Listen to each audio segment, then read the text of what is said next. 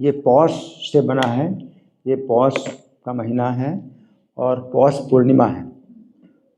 तो ये कभी बताया गया था कि पौष के महीने में बहुत ठंड पड़ती है और बच्चों के शरीर फटने लगते हैं, तो उनके शरीर में घी की मालिश की जाती है।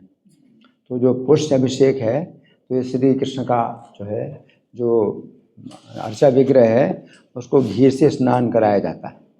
तो इस तरह से है, लेकिन अब हम लोग नहीं करते, अलग बात है, लेकिन फिर भी जानना चाहिए कि पुष्य अभिषेक का ये मतलब है।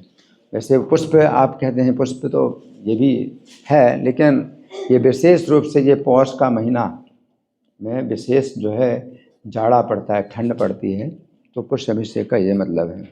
और यहाँ पर जो प्रहलाद महाराज बताते हैं नेति नेति इति अतः त्यजन, तो नेति नेति अत्रैव का मतलब देह के अंदर ही पुरुष को खोजना है।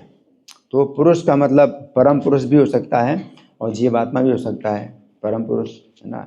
तो परम पुरुष को खोजना है, तो देह के अंदर परम पुरुष को खोजना है। तो ना इति मतलब ये नहीं है, इस प्रकार से खोजना है। तो ये भौतिक शरीर में जो 24 तत्व हैं, तो जो पृथ्वी, वो पृथ्वी तत्व नहीं है, वो जल तत्व नहीं है, तो कौन सा तत्व है ना। तो इस तरह से खोजना है, और अंत में जो बचता है वो फिर परम पुरुष हैं, वो श्री कृष्ण हैं, जो बचते हैं शरीर के अंदर ही, वो परमात्मा के रूप में निवास करते हैं। तो इस प्रकार से अतः त्यजन, त्यजन का मतलब त्यागना, ना इति मतलब ये नहीं है, और त्यागते हुए हमें मतलब उसको खोजना है। तो ये इस तरह की विधि है कि, और वेदों की विधि यही है, नेति नेति, कि ना इति करके ही वो भगवान का वर्णन करते हैं। वेद भी नहीं जानते भगवान को, और वो इस प्रकार से वर्णन करते हैं कि ना इति की वो ये नहीं है, वो ये नहीं है ना। तो गजेंद्र ने भी स्तुति की थी, तो इस तरह से स्तुति की। मैं उनकी शरण में जाता हूँ, जो पशु भी नहीं है, और जो मनुष्य भी नहीं है, जो पक्षी भी नहीं है, ये भी नहीं है, देवता भी नहीं है, वो भी नहीं है, वो भी नहीं है। इस तरह से उन्होंने भी मतलब निर्विशेष वर्णन किया। एवं गजेंद्र मुपवर्णित निर्विशेषम, तो ब्रह्मा आदि फिर कोई नहीं आए उनकी रक्षा के लिए, क्योंकि उन्होंने सबको मतलब कहा कि वो ये भी नहीं है, वो ये भी नहीं है। विविध लिंग विभाद भेदा विद्यमाना, कोई भी देवता नहीं आया, क्योंकि उनकी अपनी अपनी उपाधियाँ हैं। तो फिर भगवान ही मतलब उनकी रक्षा करने के लिए आए। तो एक विधि ये भी है कि भगवान को हम इस प्रकार से खोजें। लेकिन अगर हम अगर गुरु परंपरा के द्वारा जान लेते हैं कि परम तत्व श्री कृष्ण हैं, तो हम सीधी शरण ले सकते हैं।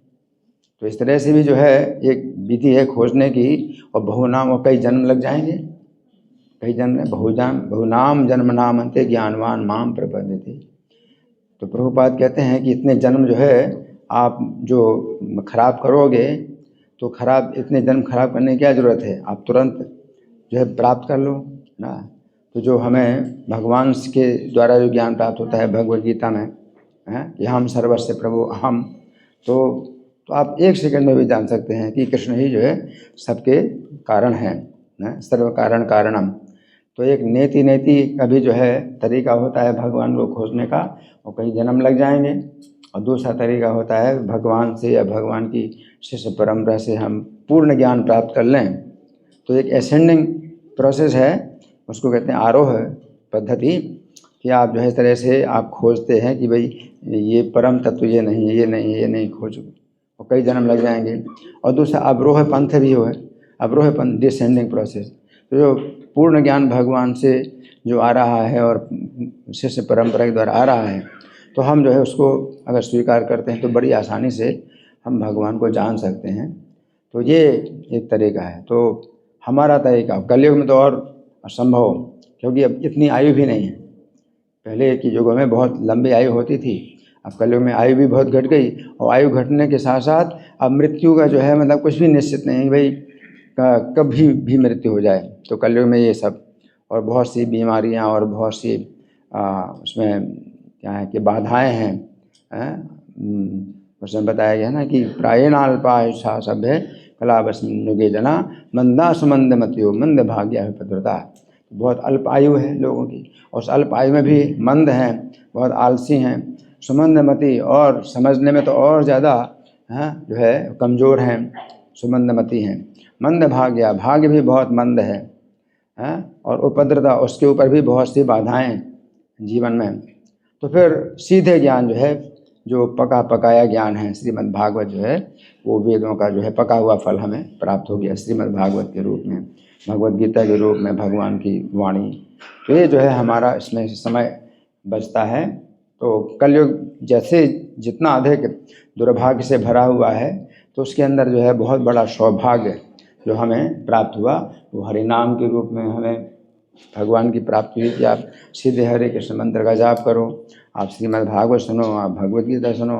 इस तरह से हमें जो है ऐसे कार्यक्रम दिए गए हैं कि पूर्ण जो है इसमें हमें लाभ होता है, उस समय बिल्कुल भी जो है बर्बाद नहीं जाता। यहाँ पर ये समझने वाली बात है। प्रहलाद महाराज बोल रहे हैं कि नेति नेति, तो उस समय भी आयु बहुत लंबी थी, सत्युग में आयु बहुत लंबी थी। तो इस तरह से भी कोई व्यक्ति जो है विश्लेषण करते हुए वो जो है भगवान को समझ सकता है। लेकिन कलयुग में आयु लंबी नहीं है, इसलिए अब ये विधि जो है संभव नहीं है। कलयुग में सिर्फ विधि संभव है केवल हरे नाम हरे नाम हरे नाम एव केवलम, कलो नास्ते नास्ते नास्ते गतिर्न्यथा, अन्यथा गति नहीं है, नहीं है, नहीं है। हरे कृष्ण। हरे कृष्णा। थैंक यू प्रभु जी, बहुत अच्छा पाठ बताया प्रभु जी।